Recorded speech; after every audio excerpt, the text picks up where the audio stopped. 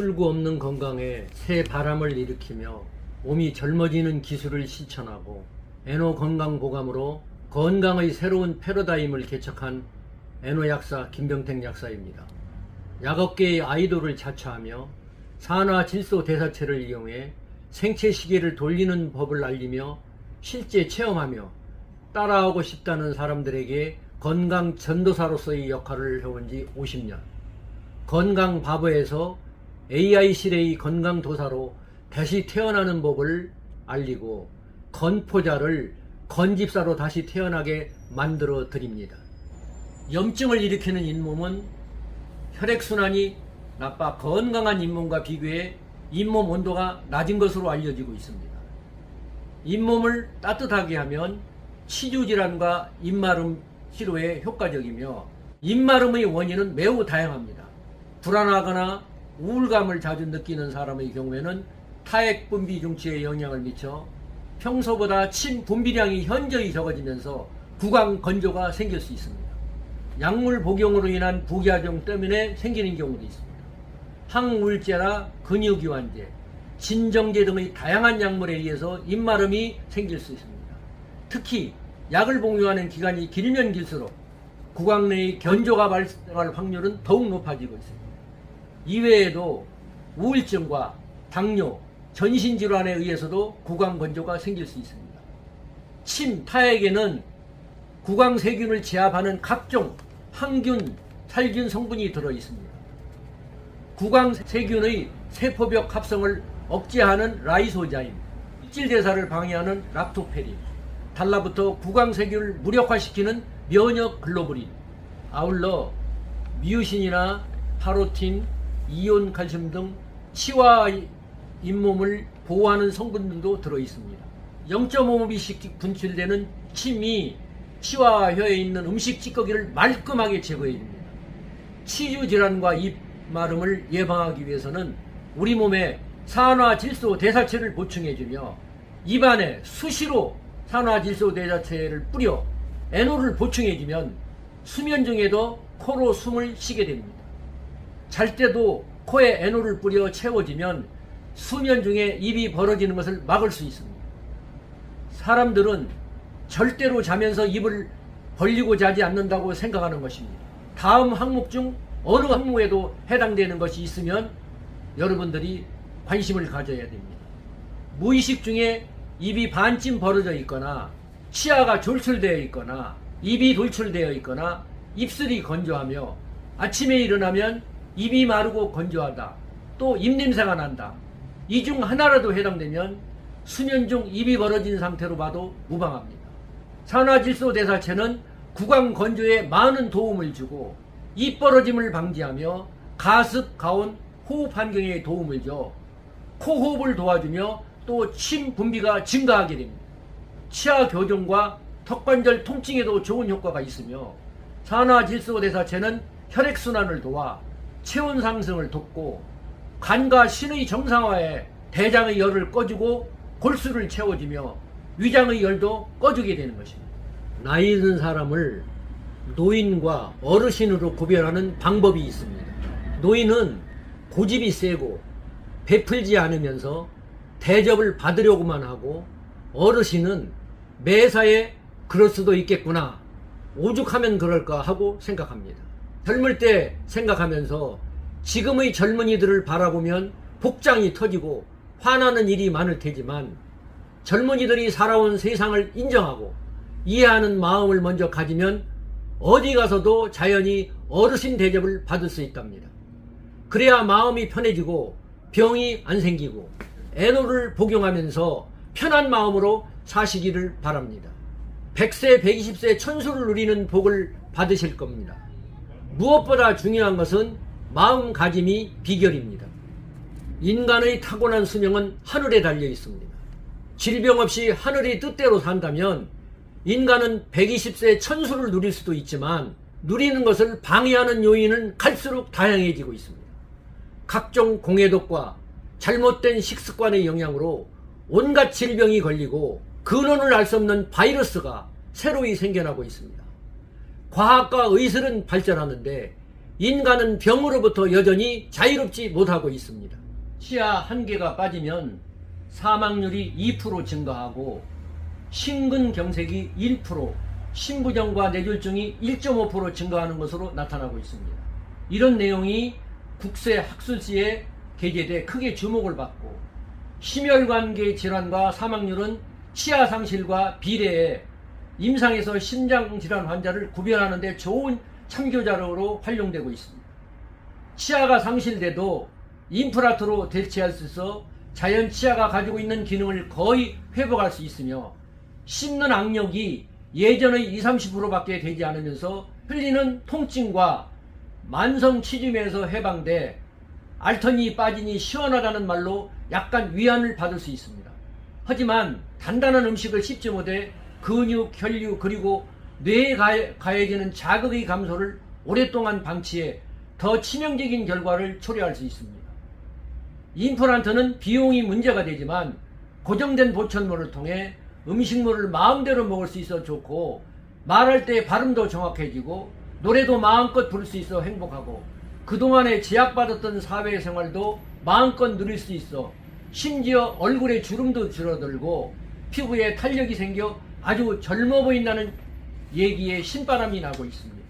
음식물을 씹으면 침이 나와 소화작용을 돕고 위장과 관련된 질병을 예방하는 항산화제 역할을 하며 음식물을 씹는 행위 자체가 뇌에 자극을 주는 아주 좋은 운동과 자극으로 작용해 뇌의 혈류를 증가시키고 뇌 손소량이 증가하며 기억력을 높이는 역할을 하고 치매를 비롯한 전신질환을 예방하는 데 도움이 되고 있습니다.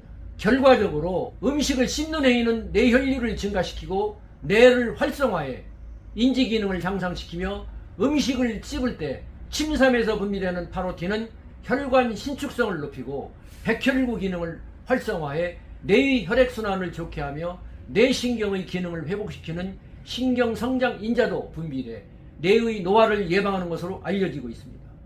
결국 치아가 없어 제대로 씹지 못하면 침 내분비량이 줄어들고 그 결과 뇌 성장 인자가 줄어 노화되는 원인이 되는 것입니다. 반대로 잘 씹어 이 안에 침이 많이 나오게 되면 노화를 늦출 수 있고 치임의 위험을 줄어들게 할 수 있습니다. 침이 적게 나오면 혈관 건강에 큰 영향을 미치는 구강 내 세균 번식의 결정적인 원인을 제공하고 있으며 입안의 세균은 말초혈관을 통해 혈류를 타고 온몸으로 돌아다니다가 심장이나 뇌에서 혈전을 만들어 혈관을 좁히기도 하고 손상시켜 발생한 염증은 심장병이나 뇌졸중의 원인이 되기도 합니다. 치주염 환자는 동맥경화, 뇌졸중, 심장병 같은 혈관 질환의 위험이 2-3배 높아지고 있다고 알려지고 있습니다. 에노산화 질소체는 항노화 물질로서 혈관 이완, 혈압 조절, 면역력 제고 역할을 하며 항암, 항염증을 갖고 있어 수명을 연장시키며 혈관을 돌던 산화질소 재료들을 침샘에 걸러서 다시 입안으로 나오기 때문에 침 속의 NO 농도는 혈액에 비해 20배 이상 높아지게 됩니다. 따라서 꼭꼭 오래 씹어 침과 침 안에서 있는 NO 효소들이 함께 쏟아져 건강한 장수의 시너지 효과를 낼 수 있습니다. 옛부터 이는 오복 중의 하나라고 말했습니다. 하지만 이를 아무리 열심히 닦아도 고랑이라고 불리는 부분은 칫솔이 거의 닿지 않아 음식물 찌꺼기가 쌓여 치석으로 변해 잇몸 사이를 파고들어 결국 인면보가 녹아내리게 되는 것입니다. 국민 생활 소득이 증대되고 먹거리가 많아진 현대엔 잇몸 질환은 감기 다음으로 흔한 질환으로 그 환자 수가 1000만 명에 이르고 있습니다. 음주, 흡연 등으로 그 연령대로 점점 낮아지는 추세입니다. 잇몸 질환으로 먹는 즐거움, 씹는 즐거움을 잃어버린 사람들을 위해 예방법과 대처법을 알아보겠습니다. 모든 질병은 갑자기 찾아오는 것이 아니라 신체에 신호를 주게 됩니다. 그러나 풍치는 소리 없이 찾아오고 있습니다. 잇몸 질환은 큰 통증이 없이 찾아오기 때문에 본인이 불편함을 느끼고 단단한 음식을 먹기가 힘들어지면서 치아가 흔들릴 정도가 되면 잇몸을 감싸고 있는 치주골이 50% 정도는 녹아내린 상태라고 얘기할 수 있습니다. 증상으로는 잇몸을 만지면 통증이 느껴지는 것입니다. 치아의 위치가 변하고 잇몸에서 피가 나며 잇몸이 느슨해지고 치아가 흔들리며 부어오르거나 붉게 변하며 잇몸이 점차 위로 올라가며 치아가 겉으로 멀쩡해도 잇몸 자체가 약해질 때에는 치아 자체도 제 기능을 못하게 되는 것입니다. 임플란트를 하더라도 인공치아는 신경이 없기 때문에 음식 맛을 느낄 수 없을 뿐만 아니라 약해져 있는 잇몸 자체를 완전히 회복시켜 놓지 않으면 임플란트 치아가 흔들리게 되고 재시술을 해야 될 수 있습니다. 무슨 병이든 치료도 중요하지만 예방도 정말 중요한 것입니다. 잇몸 예방법으로 1년에 2회 정도의 스케일링과 치과 정기검진을 해야 되며 식후 3분 이내에 3분 정도 양치질을 하며 치실을 사용하고 충분한 NO 섭취와 균형 있는 식생활로 금연 등에 주의해야 됩니다. 그러면 오늘은 잇몸 건강의 솔루션을 말씀드리겠습니다.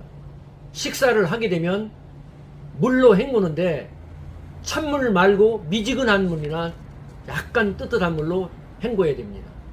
그 다음에 양치질을 하는데 골고루 상하로 3분간 해야 됩니다. 밥을 먹을 때는 30번 이상 씹은 다음에 반찬을 먹어서 젓가락을 내려놓으며 15분 이상 음식을 먹는 노력을 기울여야 됩니다.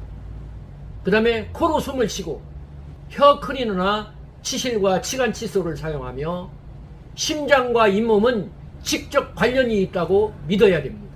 가벼운 자극에 피가 나는 염증은 사인을 보내는 것이니 놓치지 말고 챙겨야 됩니다. 생활 습관 개선으로 치유의 길이 열리기 때문에 하루에 적당한 운동과 햇빛을 보며 풍부한 음식을 섭취해서 자외선에 노출을 시켜야 됩니다. 한화질소 퇴사체의 복용과 입안에 물었다가 삼킴으로써 칫솔질 할 때 잇몸의 생성을 돕게 만들어야 됩니다. 풍성한 머릿결, 탐스런 연기, 머리는 양기의 정점이다 보니 손쉽게 파열되곤 합니다. 더욱이 스트레스와 잘못된 식습관은 혈관을 수축시켜 열을 더 올리며 탈모를 부추깁니다. 한의학에서는 신장의 기운이 좋아야 모발이 풍성해진다고 설명하며 신장이 혈액의 영양과 기운을 모아 모발을 만들어 머리 꼭대기를 올려보내는 것이라고 얘기하고 있습니다. 중력의 영향으로 인체의 맨 꼭대기에 머리카락을 올려보내는 일이 만만치 않지만 신장의 기운이 한창일 땐 문제가 되지 않습니다. 머릿결은 풍성하고 모발엔 탐스런 윤기가 넘쳐 흐르게 여러분의 모발을 관리하도록 준비해서 좋은 정보를 제공하고자 합니다. 감사합니다. 구독, 좋아요는 사랑입니다.